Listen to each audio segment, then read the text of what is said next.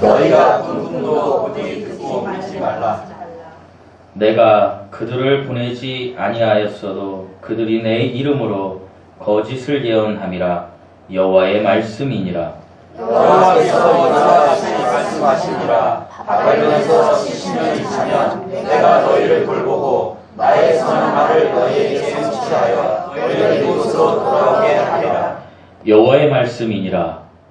너희를 향한 나의 생각을 내가 아나니 평안이요 재앙이 아니니라. 너희에게 미래와 희망을 주는 것이니라. 너희가 내게 부르짖으며 내게 와서 기도하면 내가 너희들의 기도를 들을 것이요. 너희가 온 마음으로 나를 구하면 나를 찾을 것이요 나를 만나리라. 이것은 여호와의 말씀이니라. 나는 너희를 만날 것이며 너희를 포로된 자에게서 다시 구하게 하되 내가 쫓아 보냈던 나라들과 모든 곳에서 모아 사로잡혀 떠났던 그곳으로 돌아오게 하리라. 이것은 여호와의 말씀이니라. 아멘. 잠시 기도하시겠습니다. 사랑이 많으신 아버지 하나님, 오늘도 이렇게 좋은 날에 아버지 우리를 예배자로 세워주시니 감사합니다. 하나님, 일찍이 예수 그리스도의 그 고귀한 피로 우리를 구원했는데 하나님의 자녀가 되게 하셨는데 하나님, 우리가 삶을 살아나가면서 하나님의 뜻대로 살지 못하고 세상에 있는 것들을 향하여 그것들을 쫓으며 살았던 시간들이 많았음을 고백합니다. 아버지여, 우리의 연약함, 우리의 나약함을 이 시간 주님 앞에 드러내놓고 자복하고 회개하오니 아버지, 다시 한번 저희들을 일으켜 주셔서 그 주님의 첫사랑을 회복하게 하시고 예수 그리스도의 말씀을 통하여 우리 삶이 변화되는 놀라운 역사가 예배를 통하여 일어나게 하여 주시옵소서. 아멘. 주님, 우리의 마음, 각 사람의 마음을 주님께서 만져주시고 아버지, 눈물의 선지자의 에레미야의 아버지 하나님 그 간절한 마음이 우리의 마음 되는 귀한 시간 되게 하여 주시옵소서. 아버지, 이 시간 또한 간절히 바라고 원하옵는 것은 너무나 부족하고 나약한 자가 주님의 말씀을 대언하게 되었습니다. 하나님의 은혜가 없이는 아무것도 할 수 없는 나약한 자입니다. 하지만 우리 주님의 은혜로 이곳에 섰으니 두렵고 떨리는 마음으로 우리 하나님의 말씀을 전하게 하시고 전하는 자나 듣는 자가 한 가지로 은혜 받는 귀한 말씀 되게 하여 주시옵소서.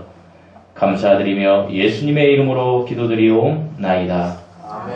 아멘. 오늘 읽은 에레미야서는 좀 어려울 수도 있습니다.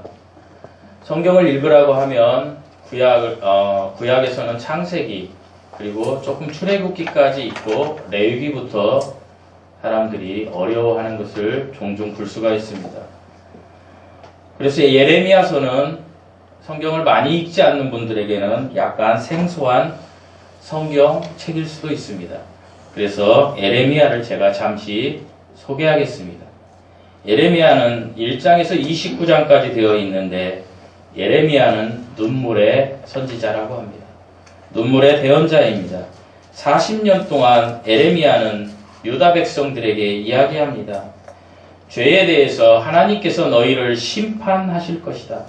반드시 심판하실 것이다. 상황을 조금 쉽게 말씀드리겠습니다. 이제 일제시대 전에 우리나라가 이제 망해갈 즈음에 한 사람이 나와서 이렇게 이야기했다라고 생각해 보십시오. 대한민국은 반드시 망할 것이다. 일본에게 반드시 망할 것이다. 회개하라. 그러면 아마도 많은 사람들이 이렇게 얘기했을 것입니다. 저는 매국노이다. 저는 거짓을 증거하는 자이다. 이렇게 이야기했을 것입니다. 유다의 백성들도 똑같았습니다. 예레미야가 눈물로 그렇게 이야기했습니다. 반드시 망할 것이니 회개하라. 죄에서 나와라. 이렇게 40년 동안 이야기하며 하나님의 마음과 심판에 대해서 대언했습니다. 그러나 일반적인 종전에 말씀드린 백성들의 상황과 동일하게 유대 백성들도 회개하지 않았습니다. 화인 맞은 양심처럼 우리가 이렇게 평안한데 우리가 어떻게 망할 수 있는가? 우리는 저 북이스라엘처럼 망했던 우리의 형제 저 북이스라엘처럼 저런 사람들은 아니야. 우리 하나님이 우리를 지켜줄 거야. 이렇게 생각을 했습니다. 그러나 바벨론이라는 나라의 위대한 왕 느부갓네살이 이제 치리하게 될 때에 드디어 유다 왕국은 망하게 되었습니다. 예레미야 선지자의 말이 이제 실제가 되었습니다. 제가 설교하면서 여러분들에게 누차 말씀드렸습니다. 살아계신 예수님이 있는 것은 실제입니다. 믿음이 실제가 되셔야 합니다. 그런데 아직도 그것을 마음에 받아들이지 않은 분이 계시다라면 이 시간 그것을 꼭 받아들이시기 바랍니다. 유다 백성처럼 나는 이 땅에서 영원히 살 거야 라고 생각하는 분이 계시다라면 이 시간 깊게 하나님이 살아계시다는데 나는 어떻게 살아야 할 것인가를 깊게 한번 생각해 보시라는 말씀입니다. 에레미야서는 이와 같이 눈물의 선지자 에레미야가 그토록 얘기했건만 듣지 않은 유대 백성에 임해진 심판과 그 나라의 멸망, 그리고 유대 백성들이 이제 심판과 멸망이 왔는데 그 뒤에 어떻게 살아야 되는지에 대해서 예레미야는 계속해서 이야기했습니다. 그 구절이 우리가 읽은 오늘 29장 1절에서 14절입니다. 이미 나라는 망했습니다. 그래서 이제 느부갓네살 왕에게 바벨론입니다. 바벨론은 오늘날의 이라크입니다. 바벨론은 오늘날의 이라크입니다.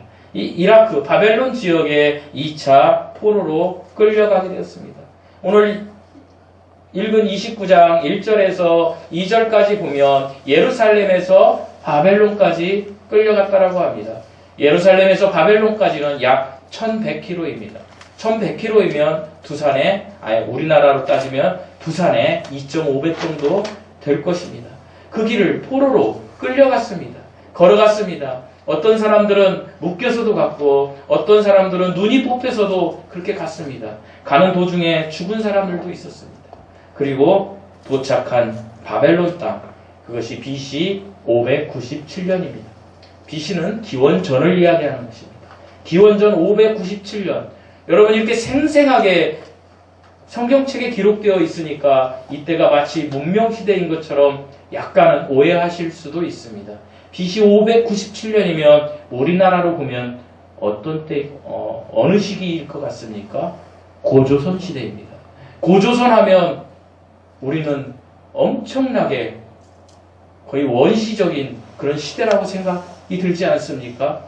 곰과 호랑이가 마늘을 먹고 그런 이야기가 나온 이 시절에 이미 우리 하나님은 이렇게 생생하게 성경을 기록하고 있습니다. 어찌되었건 기원전 597년 어느 시점에 1절에서 14절 말씀을 이제 에레미야가 대언하고 있습니다. 하나님의 말씀을 그대로 대언하고 있는 것입니다. 유대인들은 포로로 끌려갔지만 정결한 것과 부정한 것을 구별하며 사는 민족이었습니다. 깨끗한 것과 부정한 것을 구분하며 사는 민족이었습니다. 근데 그들이 포로로 끌려갔습니다. 타락한 문화에 그 바벨론 땅에 끌려간 것입니다. 얼마나 고통스러웠겠습니까? 얼마나 어려움을 겪고 있었겠습니까? 그럴 때에 이제 그 포로로 끌려갔던 사람들 중에 거짓 선지자들이 나타납니다. 그리고 그들이 이야기합니다. 너희들이 있을 곳은 여기가 아니다. 조금만 있으면 너희들은 다시 예루살렘, 이스라엘로 돌아갈 것이다. 그러니까 여기다 집을 짓지 말아라. 여기서 결혼하지 말아라. 이렇게 이야기합니다. 그런데 그게 어떻게 보면 맞는 것도 같습니다. 그러나 우리 하나님께서는 오늘 예레미야를 통해서 이렇게 이야기하십니다. 아니다. 앞으로 너희들이 돌아갈 시기까지는 약 70년이다. 이 70년 동안 너희는 이곳에 정착하고 집을 짓고 정원을 만들고 그리고 아들, 딸을 낳고 너희들이 번성해서 이제 이스라엘로 이스라엘 지역의 예루살렘으로 돌아갈 그것을 준비해라. 너희들의 현실에 만족하고 최선을 다해서 살아라. 그렇게 이야기하고 있습니다. 거짓 선지자들이 이야기하는 것을 절대로 믿지 말아라. 너희들은 현실을 직시하고 분별된 삶을 살아라. 우상의 땅에서 너희들이 좋은 증인이 되기를 나는 원한다. 이렇게 하나님께서 말씀하십니다. 사랑하는 성도 여러분, 우리가 사는 이 땅도 어찌 보면 바벨론 땅과 같을 수 있습니다. 우리가 부유합니다. 추울 때에 이렇게 따뜻한 히터, 따뜻한 옷을 입고 우리가 기름진 음식을 먹고 잘 살고 있습니다. 이 남한이. 북한은 어떻습니까? 춥습니다. 먹을 것이 없습니다. 이번에 판문점을 통하여 이제 가까운 아주대에 입원했던 북한 병사의 몸속에 무엇이 있었다고 합니까? 회충이 있었던 것입니다. 몸속에. 왜 그럴까요? 건강관리가 안 되는 것입니다. 그들의 그 땅에 인분을 가지고 하기 때문에 그 속에서 그런 것들이, 그런 대장균들이 나오는 것입니다. 그런 척박한 땅에서 유튜브에 보면 어떤 할머니가 기도하는 모습이 나옵니다. 아버지, 이렇게 기도하는 백성들이 있습니다. 하나님은 그 북한에 있는 그 할머니의 목소리처럼 이 남한 땅에 있는 백성들 중에 특별히 우리 주의 한기사랑교회 예배드리는 여러분들에게 좋은 증인으로 이 땅에서 현실을 만족하며 살아가라고 이야기하고 계시는 것입니다. 사랑하는 성도 여러분, 혹여 여러분 중에 내가 지금까지 지은 죄 때문에, 그 죄책 때문에 안타까워하고 나는 예수님을 믿을 수 없어, 나 같은 사람이 무슨 예수님을 믿어, 이렇게 생각하시는 분이 계십니까? 절대 그렇게 생각하지 마십시오. 성경에서 예수님은 이렇게 말씀하십니다. 사람이 회개하고 돌이키면 어떤 누구라도 어떤 죄를 지었더라도 나는 다 용서할 것이다. 무엇으로요? 예수 그리스도의 피로 너희들을 용서할 것이다. 이렇게 이야기했습니다. 그리고 위대한 사람들의 치부를 드러냅니다. 저와 여러분의 치부를 드러낸다면 얼마나 많은 안 좋은 것들이 있겠습니까? 저도 저의 치부를 하나님이 드러낸다면 창피해서 이 자리에 서 있을 수 없을 정도의 어리석고 나쁜 짓들을 얼마나 많이 했는지 모릅니다. 저만 그렇습니까? 여러분들도 마찬가지입니다. 이 지구상에 있는 모든 사람 마찬가지입니다. 거룩하다고 하지만 정말로 마음속에 죄를 짓지 않고 완전하게 거룩한 사람은 단 한 명도 없다라는 말씀입니다. 그래서 하나님께서는 위대한 사람이라고 하는 사람들에 대해서도 성경에서 이렇게 기록하고 있습니다. 모세는 이 땅에 사는 어떠한 사람보다도 온유한 자다. 이렇게 이야기하셨지만 또 한편으로는 모세는 누구다? 살인자다. 모세는 살인자였습니다. 그리고 믿음의 조상 아브라함은 자기 아내를 가는 곳곳마다 팔았던 나약한 사람이었습니다. 그리고 믿음하면 또 아브라함 이상 나오는 사람이 누구입니까? 이스라엘의 위대한 왕 다윗 왕입니다. 다윗 왕은 어떤 사람이었습니까? 살인자에다가 간음하는 자였습니다. 남의 여자를 뺏어다가 취하고 그것도 모자라서 그 여자의 남편을 죽인 자였습니다. 신약 성경에 나오는 바울, 그의 이름이 사울이었던 그때 그는 어떤 사람이었습니까? 신성모독하는 자였습니다. 그래서 예수 믿는 사람들을 다 가서 죽였습니다. 그 일을 했던 사람입니다.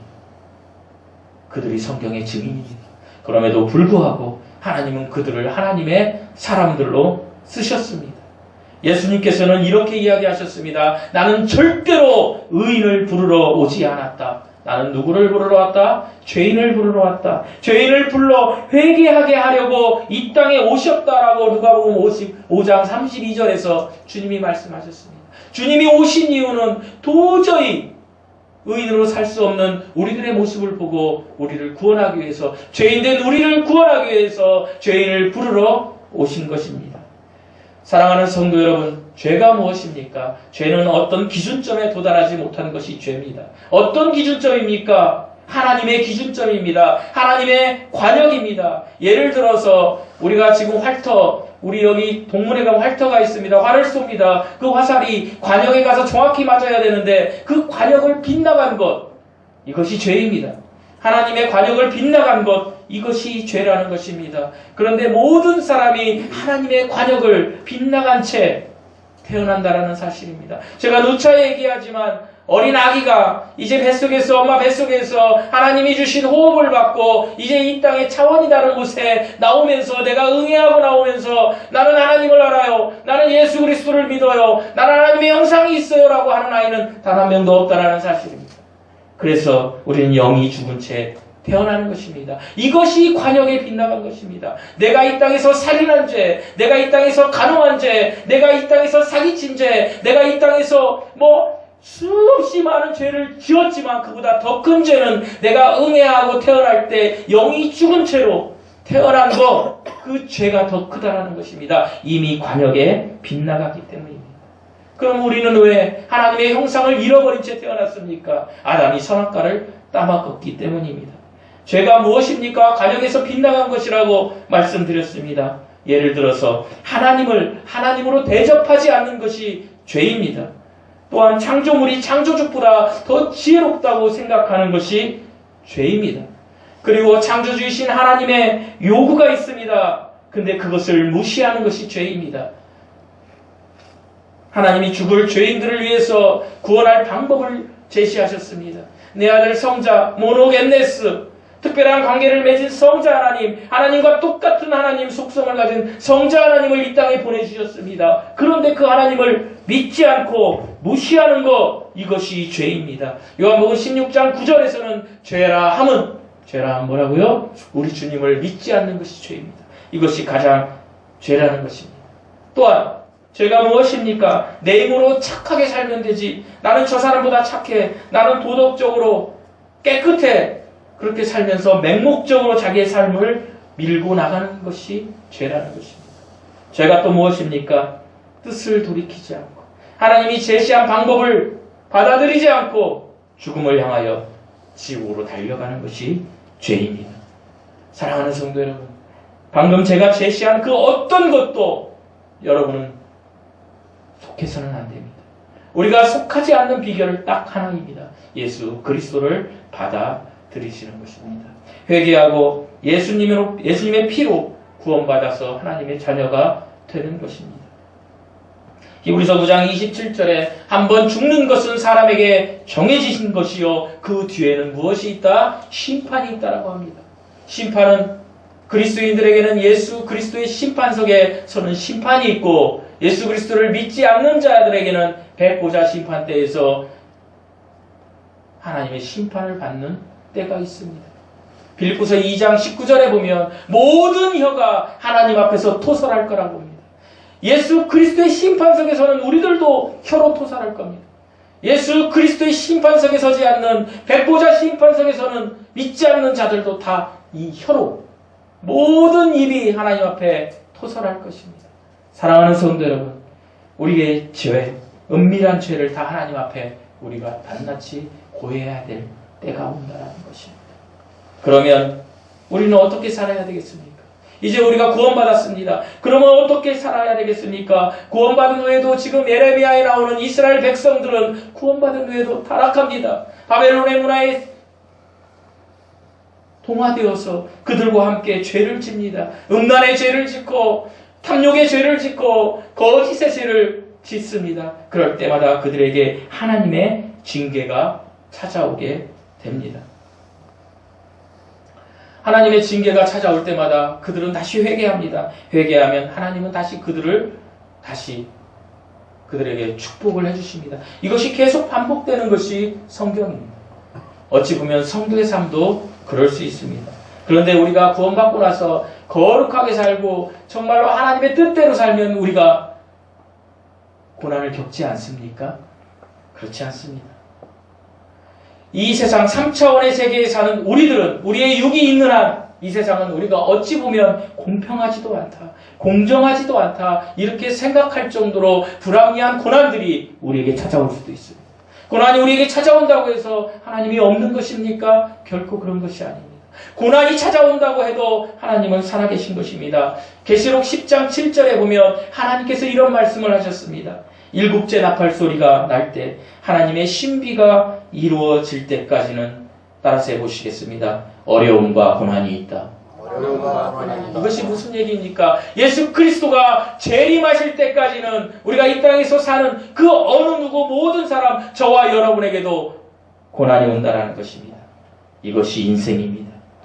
죄 가운데 태어난 사람의 운명인 것입니다. 하나님께서는 우리에게 이러한 인생을 허락하셨습니다. 믿는 자들에게도 이런 일들이 닥치게 된다라는 사실입니다. 사랑하는 성도 여러분, 우리가 예수님을 잘 믿었습니다. 신실하게 믿었습니다. 그리고 거룩하게 살려고 노력합니다. 그러면 우리가 지금 세상에서 전해지는 번영 복음처럼 우리가 물질이 많이 생기고 우리가 자녀가 잘 되고 그런 것뿐이겠습니다. 아닙니다. 어떤 사람에게는 자녀가 죽고 남편과 이혼하고 배신당하고 그런 일이 생길 수도 있습니다. 선하게 행해도 손해볼 때도 있습니다. 부지런히 일해도 직장에서 해고될 때도 있습니다. 내가 정직하게 살아도 상대방에게 비방을 받을 때도 있습니다. 왜요? 하나님께서 이렇게 말씀하시고 계시지 않았습니까? 방금 읽은 구절처럼 예수 그리스도가 오시는 그때까지는 어려움과 고난이 너희에게 있다라는 것입니다. 1969년에 태어난 한 사람이 있습니다. 그분이 지금 나이가 49세일 겁니다. 제가 대학생 때에 이 사람이 저보다 한 2살 연하인데 연배로 그 나이가 적은데 노래를 하면 엄청난 인기를 끌었습니다. 이 사람이 노래할 때 그때 태어나지 않은 사람들도 여기 계십니다. 근데 그 사람이 노래할 때 엄청난 인기를 끌었고 지금도 군대 가는 청년들이 군대 가기 전날 이 노래를 부른다고 합니다. 이병열차 안에서입니다. 그리고 그 사람의 히트곡은 사랑일 뿐야입니다. 누구입니까? 김민호 하신 분들은 그 세대를 사신 분입니다. 김민호 씨입니다. 이분이 하얀 우여곡절 끝에 너무너무 인기가 있을 때에 군대를 가게 돼가지고 그 팬들, 여자아이들이 막 울고 난리 난 적이 있습니다. 유튜브 한번 찾아보십시오. 난리가 났습니다. 왜 군대 가냐고 오빠가. 아이돌 저리 가라는 가수였습니다. 근데 이가 돌연 군대를 갑니다. 그리고 군대를 제대하고 이 사람이 가수 생활을 하지 않습니다. 그리고 사람들이 싫어하는 영업 셀러리맨이 됩니다. 자동차를 파는 세일즈 셀러리맨이 됩니다. 그리고 이 사람이 아름다운 여인을 만납니다. 그리고 그 여인과 결혼해서 딸 하나를 낳고 잘 삽니다. 그리고 그가 이제 예수님을 믿게 됩니다. 그 신실한 아내를 통해서 예수님을 믿게 되었습니다. 얼마나 행복합니까? 그리고 가끔 이제 그 프로에다가 7080 같은 데가 노래하고 그리고 인생을 얘기하고 세일즈맨으로 성공한 사람으로 이야기했습니다. 얼마나 평온합니까? 그리고 얼마나 축복입니까? 그런데 그에게 이제 한 가지 실제적인 사건이 일어납니다. 오래전 일이 아닙니다. 최근에 이 김민우 씨 아내가 이제 갑자기 아프기 시작합니다. 월요일날 아픕니다. 예를 들어서 월요일날 아파서 병원에 가니까 대상포진이라고 합니다. 그래서 이제 주사를 20개 종류의 주사를 맞았다고 합니다. 주사를 맞았는데 낫지 않습니다. 그리고 7일째 되는 날 아내가 죽습니다. 김민우 씨 아내가 죽은 것입니다. 신앙인이었고 신실했고 남편을 전도했던 남편이 구원받게 했던 그 여인이 죽었습니다. 세상 사람들은 이렇게 이야기할 수 있습니다. 어찌 그런 일이 있을 수 있는가? 하나님은 없다. 사랑하는 성도 여러분, 그렇지만 하나님은 계십니다. 하나님이 말씀하지 않으셨습니까? 너희 인생에는 어려움과 고난이 반드시 있다. 그렇지만 하나님은 살아계시다. 왜요? 모든 사람의 인생은 이 지구라는 곳에서 포로 생활을 하는 것과 똑같은 것이기 때문입니다. 무엇의 포로입니까? 육신의 포로입니다. 죄의 포로입니다. 악법의 포로입니다. 이것을 누가 줍니까? 공중 권세 잡은 사단 마귀가 주는 것 아니겠습니까? 하나님이 주신 일정 시간까지 사탄 마귀가 다스리는, 하나님께서 모든 우주 만물을 다스리는 하나님의 나라이지만 사탄 마귀가 우리의 정신세계를 잡고 다스리는 이 세상에서 하나님이 우리의 삶을 허용하셨다는 이야기입니다. 바벨론과 동일한 것입니다. 그런데 하나님은 이렇게 말씀하십니다. 어떤 경우에라도 너는 나의 좋은 증인으로 살아라. 이렇게 말씀하십니다. 사랑하는 성도 여러분, 저는 개인적으로 태어나서 어머니하고 살면서 제가 지금까지 어머니하고 살고 있지만 전 모태신앙이었지만 제가 예수님을 만난 것은 29살 때였습니다. 제가 29살 때까지는 저 같은 목사나 선생들이 와가지고 역 강단에서 막 얘기합니다. 예수 믿으세요. 그러면 막 웃깁니다. 하고 교회를 다니는데 왜 이렇게 저렇게 예수 믿으라고 하나? 나 교회 다니는데, 교회 다니면 천국 가는데, 그런데 29살 어느 날에 제가 깨어졌습니다. 제가 깨어지고 예수 그리스도가 살아계신 것이 실제하고 그 믿음이 실제했습니다. 그 뒤로부터 나의 삶이 바뀌었습니다. 여기까지 나를 이끌어준 사람이 누구인지 압니까? 제가 이렇게 이야기하면 안 되지만 우리 사모입니다. 김민우 씨도 마찬가지였습니다. 얼마나 소중한 사람입니까? 나를 구원받게 해준, 나를 예수 믿게 해준, 나의 교만을 파쇄한 그 사람, 그 길로 인도한 사람이 죽었습니다. 천지가 개벽할 일입니다. 그럼에도 불구하고 하나님은 이렇게 이야기하십니다. 오늘 본문을 통해서 너희들이 인생을 이렇게 살아야 된다. 오늘 본문을 통해서 하나님께서 두 가지로 우리에게 말씀하십니다. 인생을 어떻게 살 것인가? 두 가지. 이 두 가지를 가지고 제가 여러분과 은혜를 나누고자 합니다. 첫째입니다. 따라서 해보시겠습니다. 현실을 인정하고 기도해야 합니다. 우리 7절 말씀을 한번 다 함께 읽어보시겠습니다. 7절 말씀입니다. 시작. 너희는 내가 사자표 강해한 그 성읍의 평안을 구하고 그를 위하여 여호와께 기도하라. 이는 그 성읍이 평안함으로 너희도 평안할 것입니다. 바벨론의 포로로 들어간 이스라엘 백성들 이제 목숨만 남고 다 잃었습니다. 남편도 잃었습니다. 부인도 잃었습니다. 아버지도 잃었습니다. 어머니도 잃었습니다. 자유도 없습니다. 노예입니다. 먹고 살 집도 없습니다. 먹고 살 직업도 없습니다. 그런데 주님께서는 이야기하십니다. 어떻게 할 방법이 없는 이 상황에 주님은 이렇게 이야기하십니다. 주변 환경에 전혀 상관없이 소망을 가지고 살아라. 그리고 평안함을 추구하라고 말씀하고 계십니다. 사랑하는 성도 여러분, 우리도 인생을 살면서 이런 일을 당할 수 있습니다. 제가 소개한 김민우 씨처럼 그렇게 찬란한 스타였지만, 그리고 예수님을 믿어서 성실하게 살았지만 우리도 그런 일을 당할 수 있는 충분한 일이 생길 수 있다는 것입니다. 그렇지만 그럼에도 불구하고 우리는 그런 일이 당해올 때 우리는 평안을 강구해야 됩니다.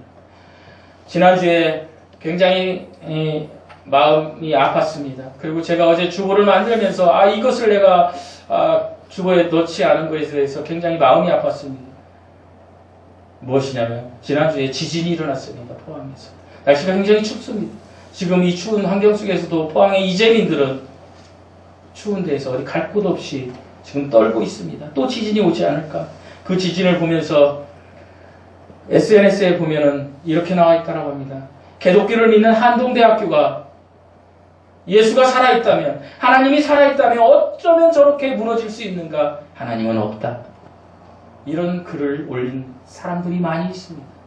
사랑하는 성도 여러분, 한동대학교가 예수 그리스도를 믿는 기독교 학교입니다. 그 학교가 지진으로 무너졌다고 해서 금이 갔다고 해서 하나님이 없는 것입니까? 아닙니다. 하나님은 살아계십니다. 하나님은 더 위대한 일을 하시기 위해서 그렇게 하신 것입니다.